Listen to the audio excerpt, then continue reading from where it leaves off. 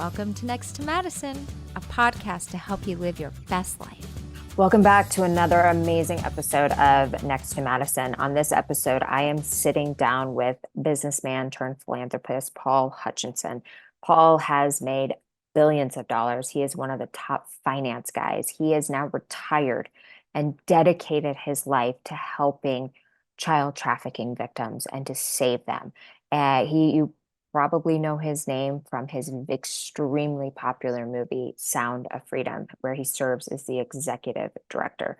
This movie sent shockwaves through the world in a positive way, making us more aware of what darkness is really about and how we can become more aware of it to protect our own children and start saving the children that are affected by this. This is a very emotional interview, but it is something that you need to absolutely listen to. My guest is somebody, we need more people like him, and just an absolute angel on earth. So please listen to this. At the end, he divulges where you can get involved to help. So we'll be right back after this brief message on Next to Madison. Hey, it's Madison Malloy. Just wanted to remind you to make sure you grab a copy of my book, Time to Lighten the Fuck Up. It is a great, funny self-help book that is going to help you get out of your own way. I have already helped thousands and thousands of people, and they are on their way to living their dream life, and I want every listener to be able to live their dream life as well. So grab a copy of the book on Amazon, Barnes & Noble, or even the audiobook on Audible. Now back to the show. All right, we are back with our unbelievable guest, Paul Hutchinson. He is a successful businessman turned philanthropist and also the executive producer of the highly successful and most talked about movie, Sound of Freedom. We are going to get into so many topics today that are going to just be life-changing. So, Paul, welcome. How are you? You good, Paul? You with us? I am with you. Yes. Okay, good. So how are you? Tell us about, first of all, like, you are so accomplished. I didn't even, as I was saying offline, I said, I don't even know how to introduce you because you have a list of like 50 plus things that you do, and you're blowing my mind. Not a lot of people can blow my mind, but you, my friend, have done that. So let's get into the movie first. Was this movie brought to you? Like, how did this all come about where you became the executive producer of this movie? Well, I was actually there in Colombia on the rescue mission that was highlighted. If you've seen the Sound of Freedom movie, Jim Caviezel, when he's talking to his wife, has to figure out how he's going to make this work, and he says, "Listen, if I can convince Pablo, I can make this work."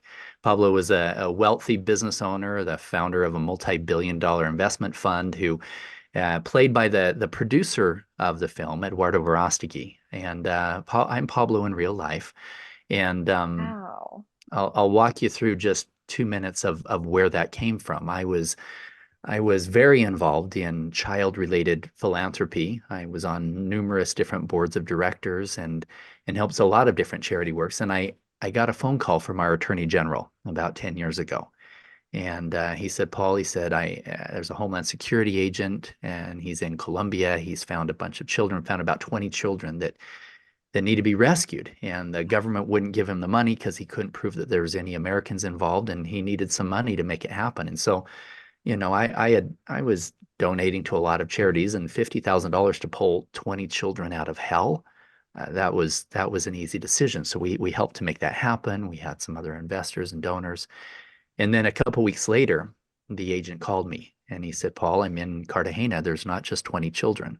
There's more than 50 here, more than 100 in the surrounding areas." And he said, I believe we can rescue all of them on the same day at the same time, which we have to do. Otherwise, what's going to happen is if we take down one of these organizations, the others are going to hear about it and they'll go underground and we won't be able to find them again. He says, "So we've got to rescue all these kids at the same time." He said, "I need your help if you're willing." And my ego self was like, "Well, how much do you need?" And he said, "It's not about money right now, Paul." He said, "I need you. Can you be in Colombia in 2 days?" He said the head trafficker has a piece of property, wants to develop into a child brothel sex resort, like a Jeffrey Epstein Island. He He needs a few $1 million to make it happen. And he believes he can make tens of millions of dollars a year selling children to wealthy Americans. Ugh. And I said, that's just sickening in Ugh. every way. I said, but what do you need me for? He goes, well, we need to get this main trafficker to call all the other ones and get them to bring all their children to the same place at the same time. He said, we believe he'll make those calls. If he thinks that the only way that you're going to fund his project is if he can prove to you that he can be successful with it by having a big party for you and your buddy. So if you fly down here and convince him that you're willing to fund this project, Oh, then he'll call the other traffickers, bring all the children for this sex party, and we can rescue them all at the same time. So wow.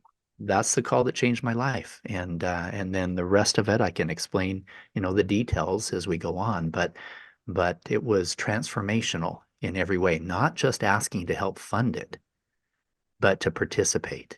And I would admonish any of your listeners, find something you're passionate about, whatever it is. Save the trees, save the whales, save the kids, whatever it is. And don't just write a check. Get involved physically. Yes. Now, very few people have the background and the skill sets that I have that makes me somewhat safe in a dangerous place. So you don't want to be going, the worst thing you can do after watching Sound of Freedom, the worst thing you can do is go be a Rambo and try to go rescue kids in Colombia. You're going to get shot Yeah. and you'll get arrested. But the best thing you can do is be very aware of what's going on in your own kids' lives. And we can go into detail about that, about things you can do to keep your kids safe at home. Yeah. So let's tell us about, so you get to Colombia. Yeah. So you make a call and this guy really thinks like you're a legit investor. Well, it wasn't even a call. These guys had already been talking to him before, and the agent that Jim Caviezel plays in the film, he had already told them, "Hey, we've got this guy who can fund your project." And after he got off the phone with me, he said, "Listen, Paul, you're not going to have time to set up a fake profile." And Okay. I led 70 undercover rescue missions after this, and we can go into those. But in all of those ones, I was Paul Stone, Paul Steele, Paul Black, all these different things. That first one, I went as Paul Hutchinson. Wow. They showed. Now I had pictures of me with Lamborghinis and Ferraris and jets and yachts and all this crap on my social media, and so they showed this picture of this wealthy playboy, and Yeah. the traffickers are like, "Oh yeah, this is the guy. This is great," And so I flew down there. I get picked up at the airport by these two huge Navy SEALs. I mean, these guys are badasses, right? They're my real bodyguards and my show bodyguards. The bad guys have to think that a guy like me would have some security. And so Yeah. we drive in this fully armored vehicle and we pull into the back of this beach area of this restaurant. And on the second story, overlooking the beach, was the former CIA guys and former Homeland Security guys that were undercover working, talking with these traffickers. And they look over and see this guy get out. And I mean, I had a $50,000 watch on. I've got a Yeah. suit that costs more than my first car, all this crap. And we walk in and I was surprised. I was surprised, Madison. I thought traffickers were, they were going to have 3 earrings in their noses and a bunch of Yeah. tattoos on their faces. They didn't. The first trafficker I met was a businessman. He was in a nice polo shirt, clean shaven. And the next one was a beautiful girl. She was in her 20s. She ran a fake modeling agency. In the movie, that's the we highlighted her a little bit in the movie itself, but I was surprised. In fact, over the next 10 years, with all of this work undercover, the common thread wasn't face piercings and whatever. The common thread with these traffickers was arrogance and greed and lust. And I had to ask myself after 10 years, how is that affecting everything in our life?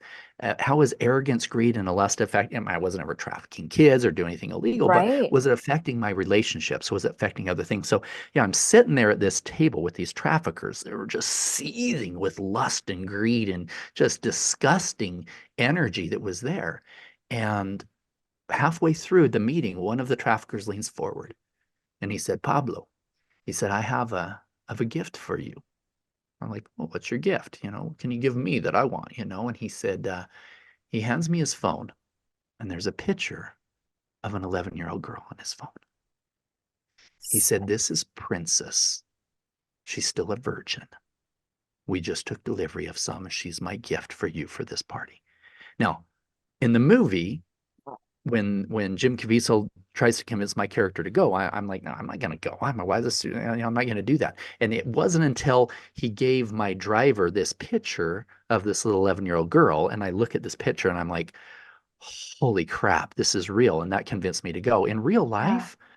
real life, I was already there. I was sitting face to face with the most disgusting people selling me children.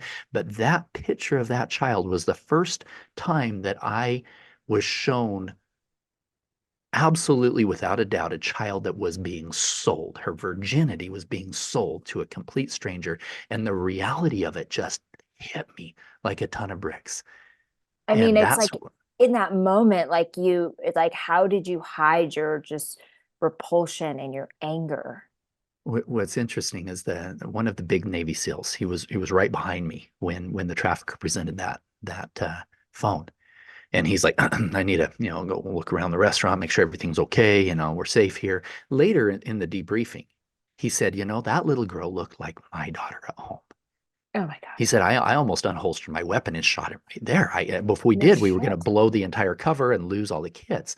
And so for me personally, when he showed me that, I realized, especially when he said she was a virgin, I thought, wow, if we could get these children out before they were ever raped in the first place, that would be a miracle, right? Yes. If we can get her out then. And something he said made me realize he had more than her. I said, Fuego, I said, you just took delivery. You have more virgins? He goes, oh yeah, we got 3 or 4 more.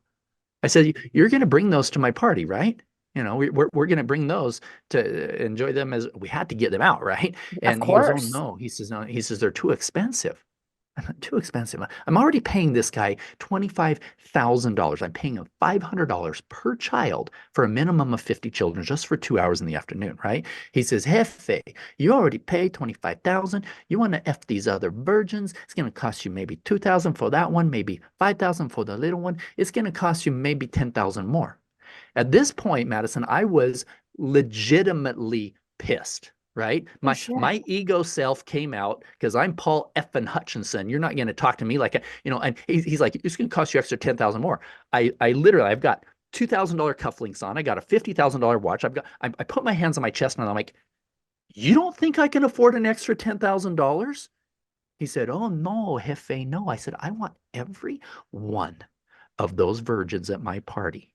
I said, they damn well better be virgins when they get there. They're not for you. They're for me and my guys. You understand? He's like, oh yeah, Jefe, this stupid smile on his face.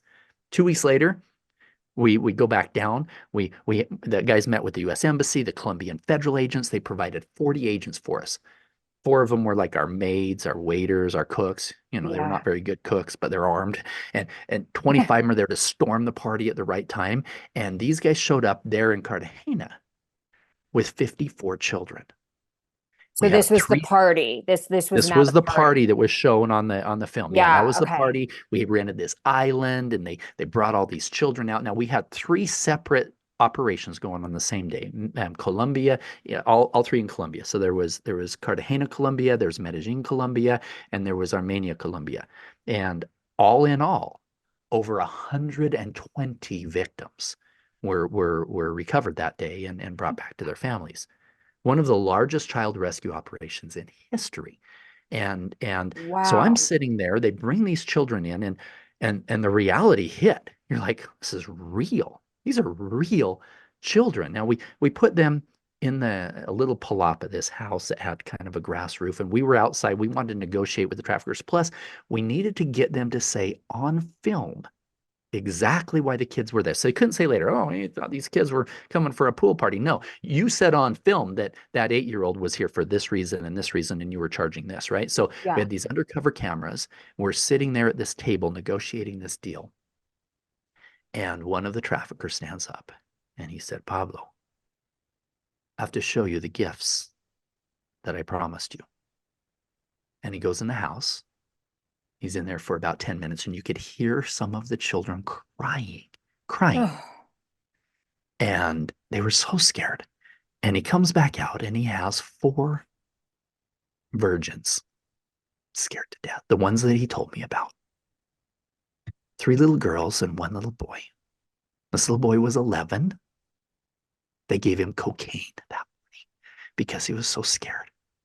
What kind of fucked up monster thinks that that's attractive in any way? I'm sitting on a chair. Literally, I'm this tall. I'm sitting on a chair, and this little girl, the same one he showed me in the picture, this little girl, he brought her in front of me. She wasn't much taller than I was as I was sitting down and she was standing up. So her eyes were eye level, just like I am with you right now. And all I could see was fear in her eyes.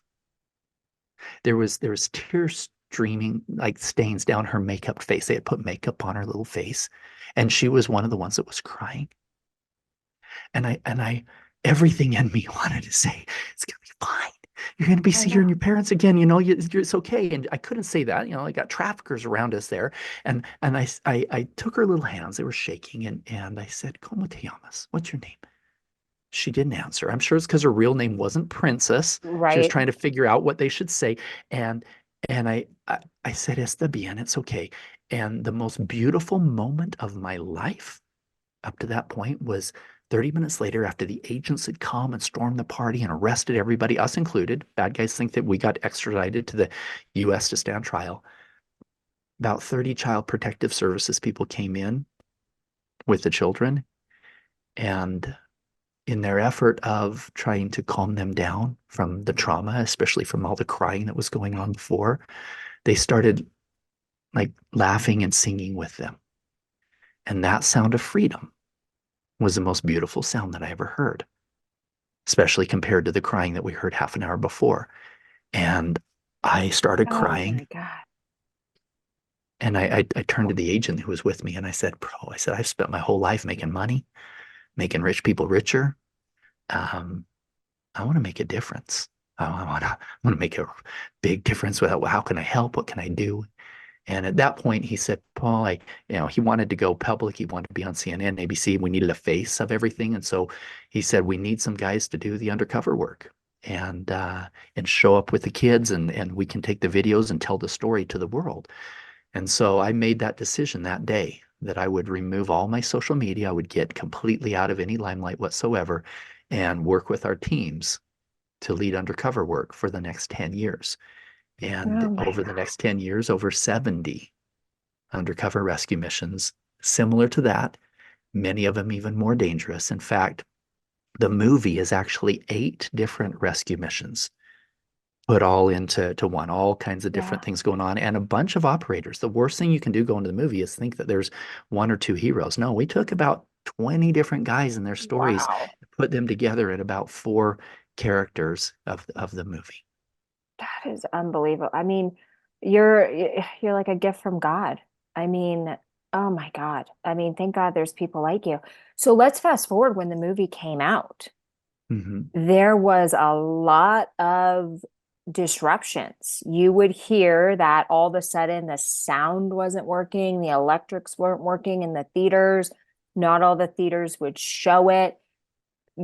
Like, explain that, like, what was going on in your mind at that moment? Like, this trafficking crap runs so So, deep, and yeah. it's just, I mean, I'm having a hard time getting Yeah. words because I feel so Well, sick to my stomach just thinking that we live in a world like this. we But we thank God do. there's And people like you. well, here's the thing to understand. This isn't a religious statement, but this is not a battle of flesh and bones. This is a spiritual battle on all levels, Yeah. right? It It's like, is. And and yeah. and this is the darkest dark. This is I have seen the darkest part of humanity. There's nothing, there's nothing I can imagine that is worse than selling a child for I know. sex. I There's know. nothing worse. There's nothing worse. I mean, if my child was dying of cancer in loving home, and that's better, right? Than being in a brothel, Yeah. being raped. Yeah. There's nothing worse. And to see that despicable part of humanity firsthand, and realize that this is dark. This is dark beyond anything you can imagine. Not just the traffickers, but even darker is the perpetrators, right? How does somebody get to the point where they would in any way, shape, or form be able to see that little 11-year-old that they put on cocaine and think that it's okay to hurt him, Uh, right? And so because of that, understanding that what this battle is, it's also important for all of us as good men and women throughout the US, throughout the world, to take a step back and pay attention to what's going on. Okay? Understand that for example, Angel Studios, which is the finally the studio that we got to be able to take it public, you go back in their history. Did you know they got sued by Hollywood? Why? Because they had years ago, they had created some software and some hardware that allows you and I, as good parents, to decide what we want to filter on the movies that we show our kids. If we really liked this movie and it had some sex scenes in it and vulgarity and some murder stuff in there, yeah, and we thought this would be a fun movie to watch with our kids, but I'd really like to have the opportunity to turn off the sex, turn off the vulgarity, and turn off the murder scenes. If I could do that, that'd be great. So they yeah, created something that allowed good families to do that. Well, Hollywood has their own agenda of what they want to force feed your family. And allowing you the ability to filter what is coming into your own home goes against what their initiatives are. We need to pay attention to what's sick. coming in. Uh-huh. And so even before the movie came out, the movie was finished 5 years before it came out. And we could not get distribution. Why? Well, in the beginning, it was because Disney had bought out the distribution rights. The distribution rights were owned by Fox International because they helped with some of the filming in Colombia. And then before we finished all the editing of the film, Disney went in and bought out Fox International and didn't want to distribute the film like Fox did. And so now we're stuck. We've got Uh, the distribution company that isn't want to distribute. And so we finally have to raise more money and buy out their position, et cetera. And then even after that, we had another former Disney executive that came on and said, hey guys, you know what? I can do this. I used to work with them and I know everybody in the industry, not knowing where everything was. We're like, oh, that's great. He promised to raise $20 million in distribution and take it to the world. He tied it up for another year. oh my gosh. Nothing. Zero, not a penny, right? And then after that, every conventional method of distribution dead, dead, dead. I mean, we're like, what, are you kidding me? Places like Netflix. Netflix turned us down. We're like, listen, just pay us the 14 million that we're into it. Am I the only guy that thinks this is a good movie, right? Just pay us just the basic back and we'll be happy to take it. Well, they turned it down. At the same time, they put out TV series like Cuties, right? A bunch of 10-year-olds Yeah. dressing like strippers. Yes.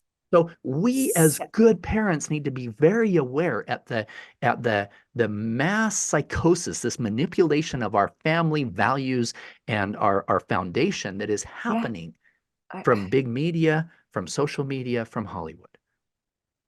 So we saw it coming already. We knew it would be a battle when it finally went out to the theaters. And sure enough, same thing happened. You guys saw it front and center. yeah. Why would anybody go against a movie that is making this, creating awareness? Because they don't want us to know. This rabbit hole goes deeper than you can imagine.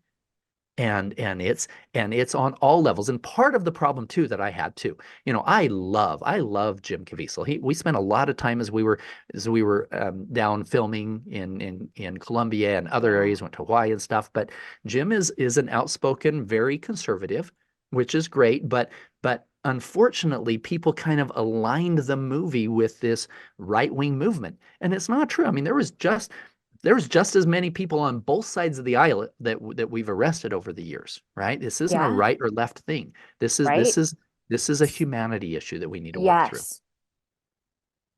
So do you think they didn't want it to be seen? I mean, the theories obviously are like they don't want it to be seen because they're probably involved. Yeah. They're probably the ones doing this.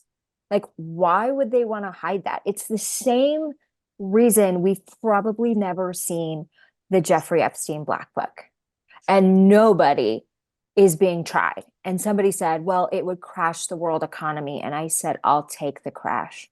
Exactly. This Needs to is happen. bullshit.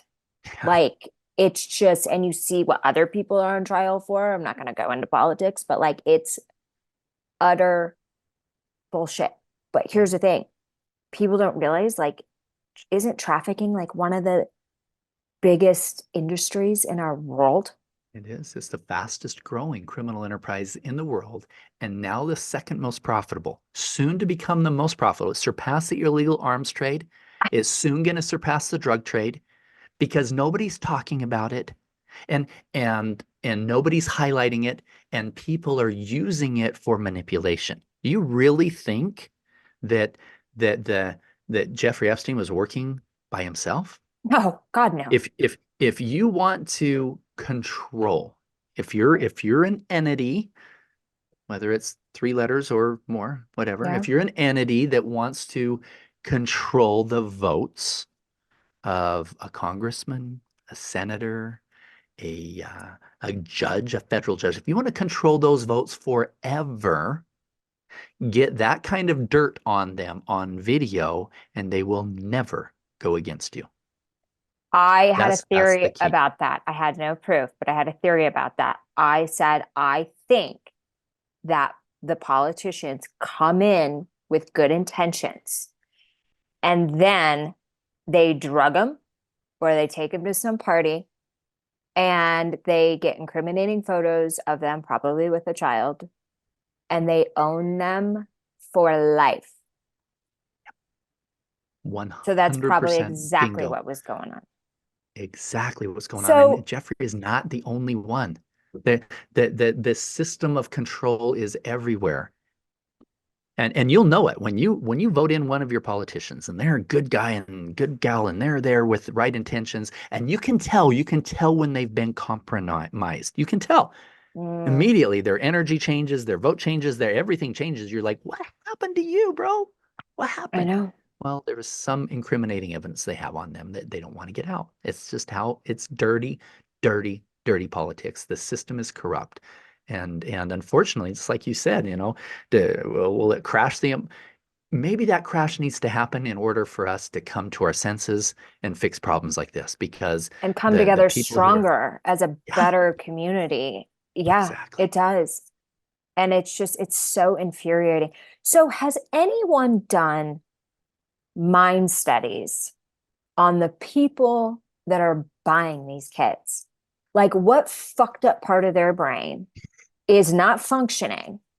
Like, is it the same traits of a serial killer?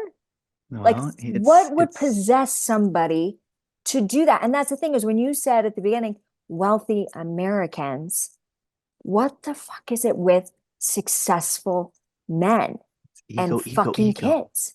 It's ego, ego, ego. It's pride, it's greed, it's lust, it's ego. It's all tied in. And here's the thing. Here's some stats based on Ugh. your question there. Okay. This is more pervasive than you can imagine. In terms of the child trafficking, there's millions, somewhere between 8 and 12 million children in slavery today. There's more in terms of total human slavery than all 300 years of the transatlantic slave trade put together. And we Oh sit my back and think God. that slavery disappeared at the time of Abraham Lincoln. No, it's worse than ever. It's gone underground. And unfortunately, children are carrying a lot of the brunt of this.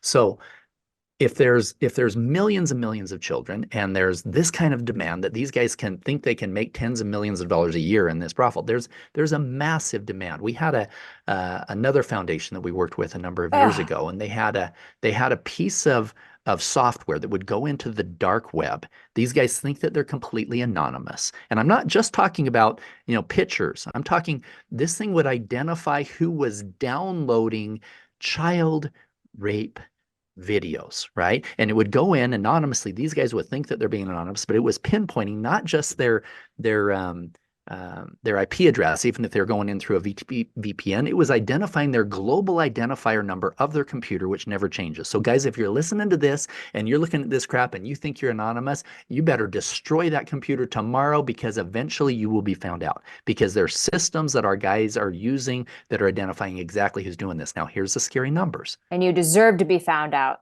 I hope you don't Exactly. listen to my podcast. There better not be any pedophiles on this thing. Well, Ugh.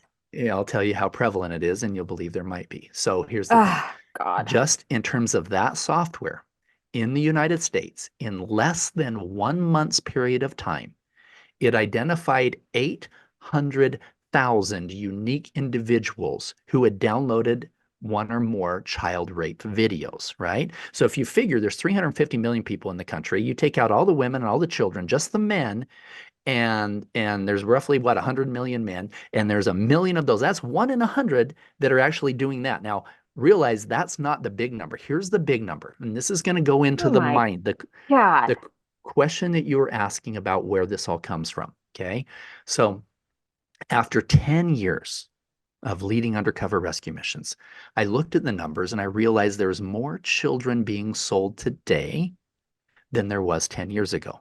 And and 10 years ago, when I was sitting face to face of that little girl and she was scared to death looking at me in my eyes, I made a commitment at that moment to myself, to God, to that child, that I was going to dedicate my life to eradicating that evil from the face of the earth. So 10 years later, when I realized there's more children than ever, I realized, I looked in the mirror and I said, Paul, if your goal is to eradicate child trafficking, you're not doing a very good job, because there's more kids being sold today. And I realized that every time we went undercover and we found 20 children, we pulled them out of hell, we got them back to their families. Yes, it was a beautiful transformational experience for those kids to finally be free of that hell.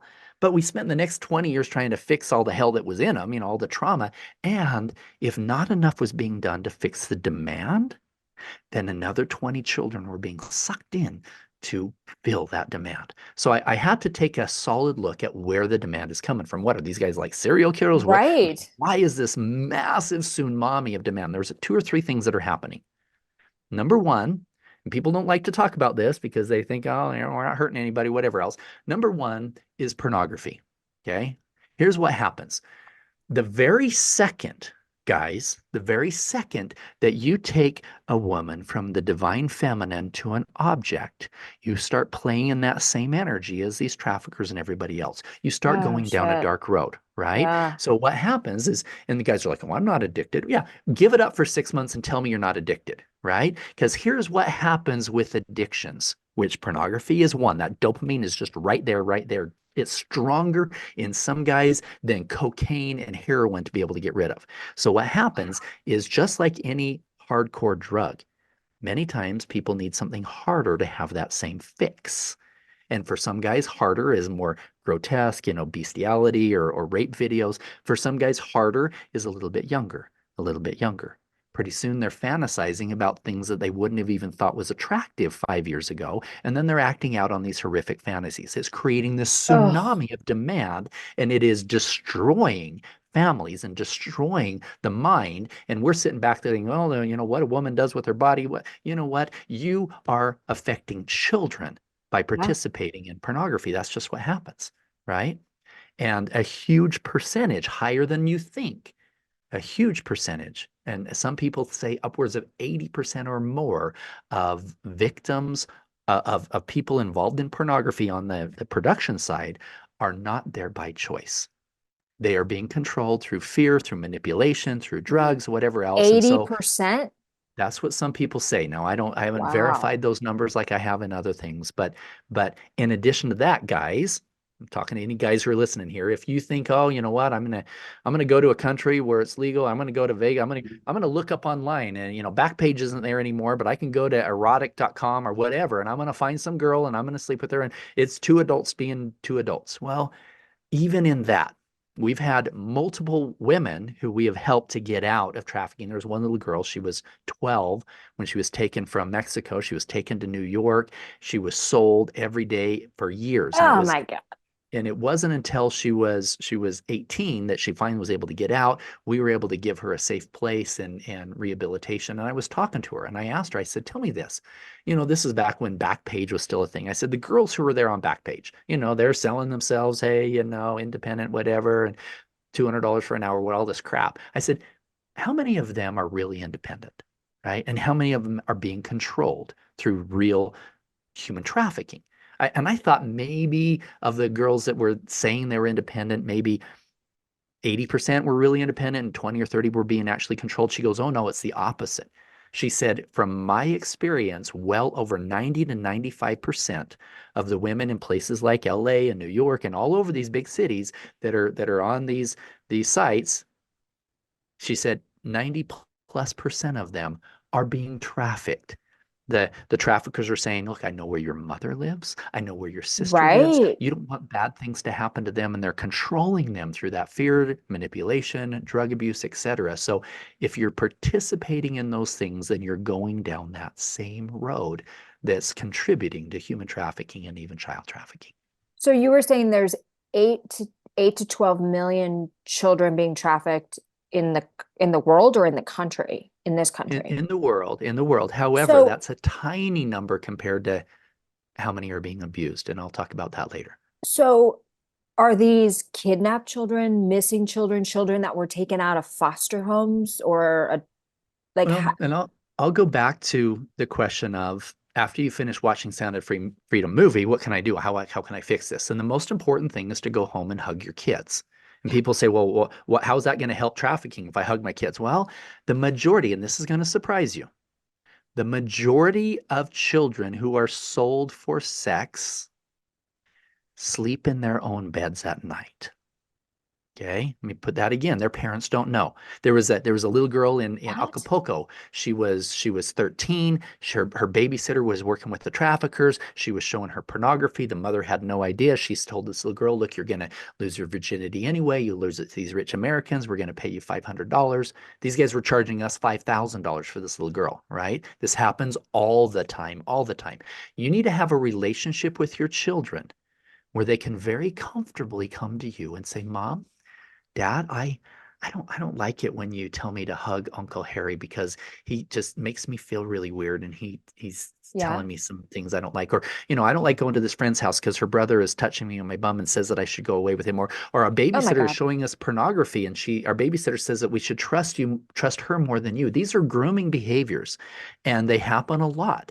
Yes, there are some cases where a child in a healthy home is taken and put in a container ship and taken somewhere, but that's very, very, very uncommon. The most common ones are children that come from broken homes, from a broken foster care program. These are Right. the at-risk children. And so having a broken home puts your kids more at risk. Having a home where your kids can't comfortably come and talk to you puts them at risk of grooming behaviors that allow them to literally be trafficked in your front yard. And that happens a lot, a lot. I've And so also heard parents need of parents selling their own kids. Oh, for sure. More than 50% of the children that we rescued in Southeast Asia and Thailand, Oh my more than God. more than half of them were sold by their own families.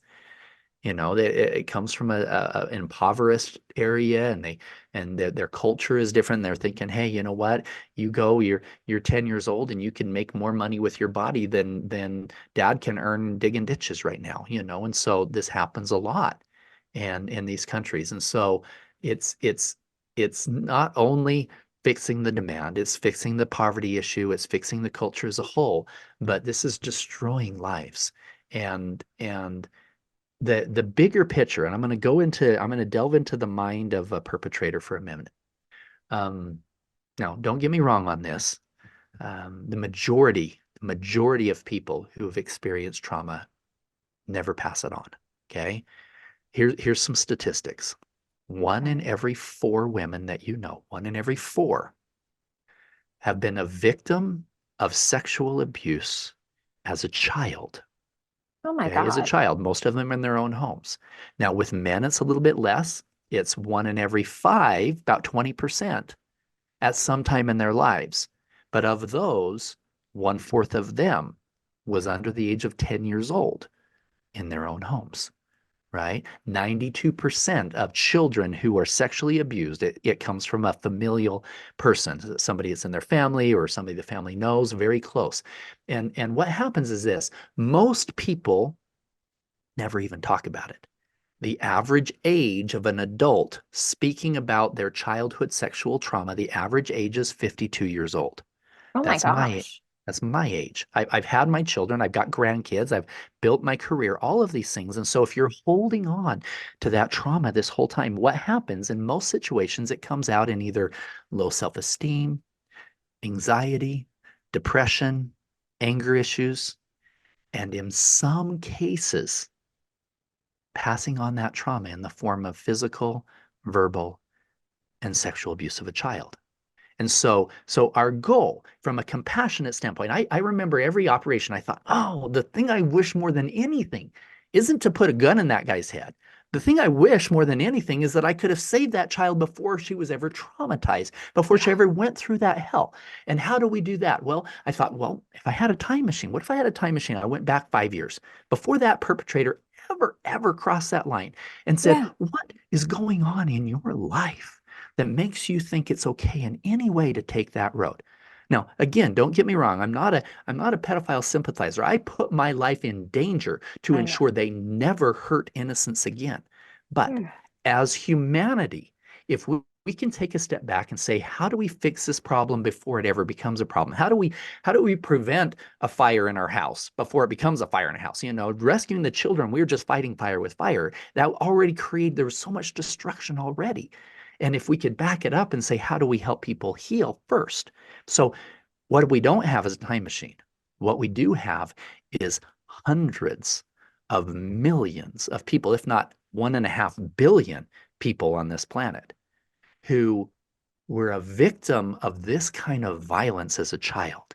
And Oh my especially God. for the men, if not getting some treatment, if they don't talk about it, they hold all of it in. 2/3 of them, God bless them, become protectors. Never, ever is that harm going to come to a child in their world. However, 1 out of every 3, if not given the help, the love, the healing that they need, 1 out of every 3 of those men will become contact offenders. Oh my Now, gosh. again, it doesn't justify your behavior, guys. But it does contribute. And so if we're going to fix this, we've got to fix our objectification of women through pornography, et cetera. We've got to fix our stuff that's coming in from media and Hollywood and everything else that's taking our moral compasses down the drain. Oh my gosh. And Yeah. we need to help people heal from their own trauma before it ever gets passed on in the form of physical, verbal, or sexual abuse in any way. Ugh. So do you think we'll ever see this eradicated in our Well, lifetimes? that's what liberating humanity is all about. I realize that we can't just fix these broken Yeah. children. We've got to help humanity heal. And we can do so. I believe that it's possible. Back to what we were talking about earlier, I think that we're going to have to go through a shitstorm of some sort of a breakdown of systems that aren't working right now for good people to come together and say, okay, we Yes. need a new system that is going to work. But yes, I believe that time is coming, and I believe it's in our lifetime.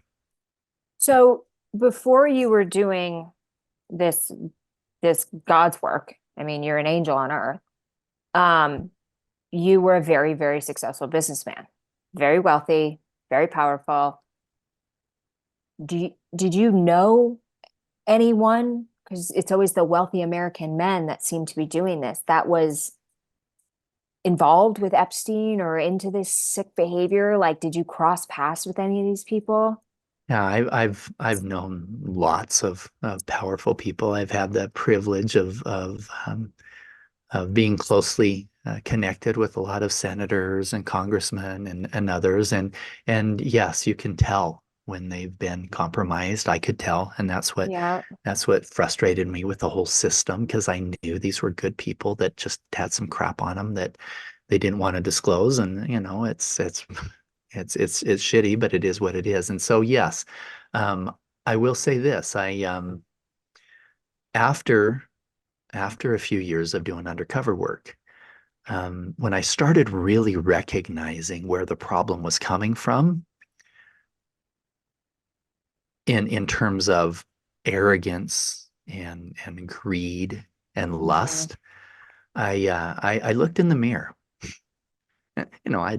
I was putting my life in danger to save kids. I wasn't doing Yeah. anything illegal. I wasn't ever hanging out with prostitutes. I mean, none of that stuff. But I had to ask myself, Paul, how has arrogance, greed, and lust in your life affected your relationships, affected you as a person, all of this stuff? And at the time, everybody wanted to be me, right? I had lots of cars. I had a basketball court in my basement. I had parties with all the NBA players at my house and all the beautiful girls and all this stuff.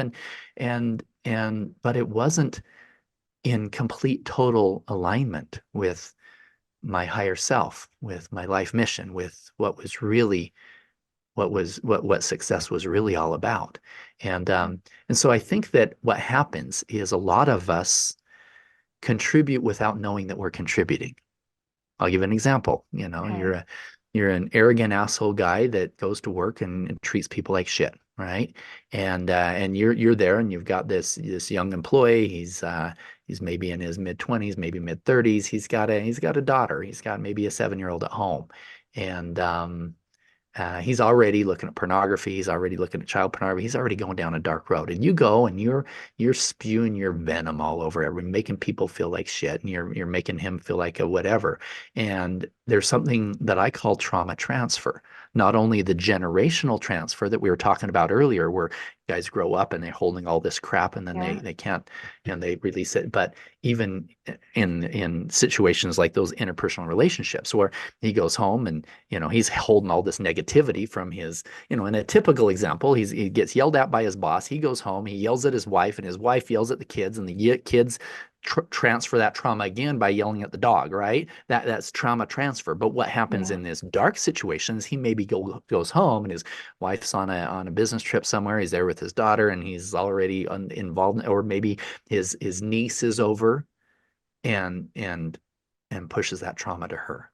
It happens all the time. So we all have to be aware of how our energy is flowing and rippling into the Yes. lives of others, and how it's eventually going to affect our children. Oh my gosh. It's just, ugh, it's just so, it's just crazy. Cause like I spend a lot of time and I live half the time in New York City. And, there's a lot of wealth and success there. And, you go to these parties and it's a great place for networking, but sometimes you just look around and you're like, I don't want to talk to any of these men. Like, I just don't. And it's horrible that I defaulted to like, oh God, they're rich and successful. They must be pedophiles. But unfortunately, I'm not totally wrong. You're not. And it's because of And the it's like ego. I just don't want like, but I feel energies, I feel darkness. Like I didn't know what it was before and now I do. So I can read people pretty quickly and I can veer off very fast. But yeah, it's just ugh, it's just disgusting. But Here's the I thing. I love the work believe, that you're doing because my God, you have saved so many kids. And without well, you, these kids probably would have been dead by now. I will have to say that the honor goes to a lot of my operators, the guys who are still operating. Yeah. Again, the worst thing we can do is go to Sound of Freedom and think that there's just a couple of heroes. There's not. The real heroes are guys who you'll never see their faces. They're active right now in taking down these rings, and I honor them. They're the ones that, we help to fund a lot of them. But, I realized after 10 years that the best use of my time was to Mhm. allow those guys to do that work, and for me to share from my heart. And I pushed back. I really did. I was like, you know what? I don't want to be that guy. I don't want to say, hey, everybody come and look at Paul, no. But everybody in my family, all my close people that were around, they said, no, you speak from the heart. You Yeah. speak from a place of humility, Yeah. and you will help to transform more lives and save more children by going public than you ever were doing undercover work. Absolutely. So why do you think, and then we can wrap up, why do you think our government is not doing more to stop this? Because you don't hear about it a lot. You turn on the news and you're not really hearing about it. Have you tried to get them more involved? What can you say that's not going to get you killed, basically? No, I've said plenty that's going to get me killed already, but yeah, I truly, truly believe that it goes all the way to the top, or almost all the way to the top, on both sides. This is not a right or left issue. This is Yeah. about humanity, and there are so many people that are involved in some way. Even if it's, I had on my Liberating Humanity podcast, I had a interview a couple months ago with a gal who lives in New Zealand, who um, she remembers very, very, very clearly being taken by her family to these very high level political events, and being sold to in the rooms on the side, this is where you go with this 10-year-old and whatever. And it happened many, many, many, many Ugh. times. And so, yes, there's corruption all the way through. There's an agenda of taking away our moral foundations that tie into a really dark agenda of ultimate control of humanity. And you can see it playing out in our front yards. You can see It's it playing out everywhere. with what happened with the movie Hmm. and the big corporations that were pushing against what was going on. So the answer is yes. Yes, there's there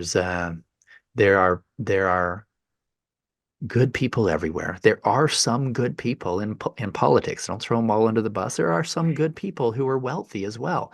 Don't throw them under the bus. But at the same Right. time, there are so many people who are involved in this dark practice in everywhere. I mean, the border issue should have never been a political issue. It's a human trafficking issue.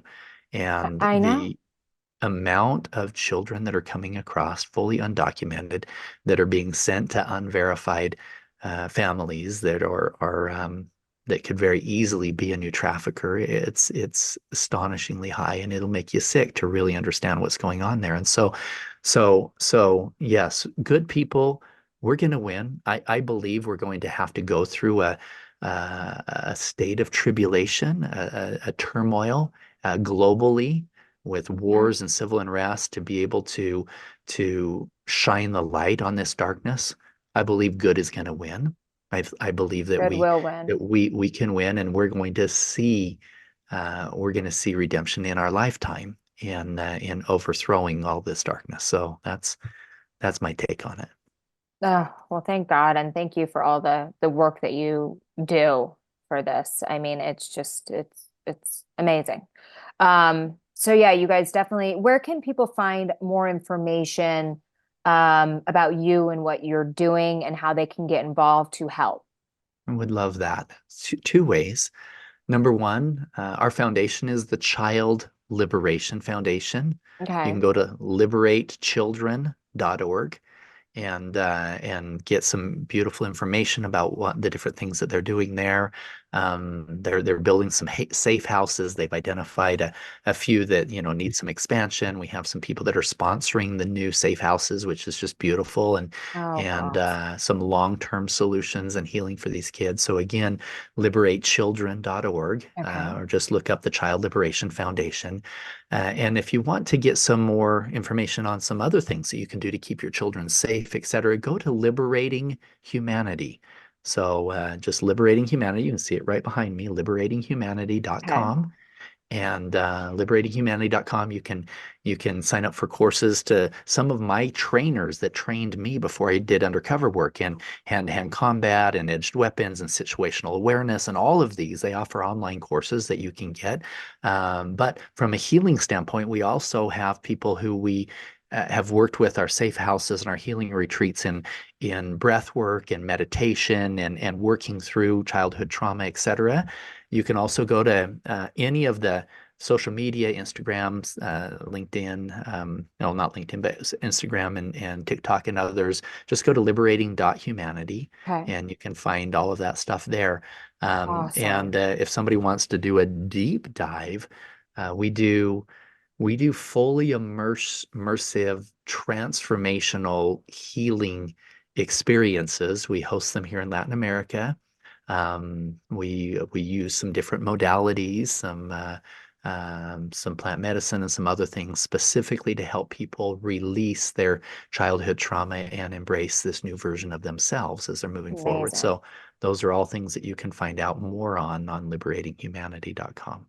That's amazing. So yeah, you guys definitely check that out because, we all need to group together to eradicate this disease from the planet. So get involved. And Paul, thank you so much for taking the time to share so much information so people can become more aware because knowledge is power Thank and you, knowing what's Madison. really going on because our media is just not showing it to us, unfortunately. So So true. luckily we can do podcast. Yeah. But yes, thank you. And thank you to everyone who's listening, wherever you may be. We will see you next time to find out who's next.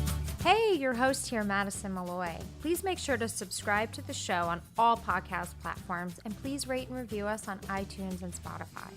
Also, if you have any questions or comments, you can email us at contact@nexttomadison.com. I thank you again for listening. Bye.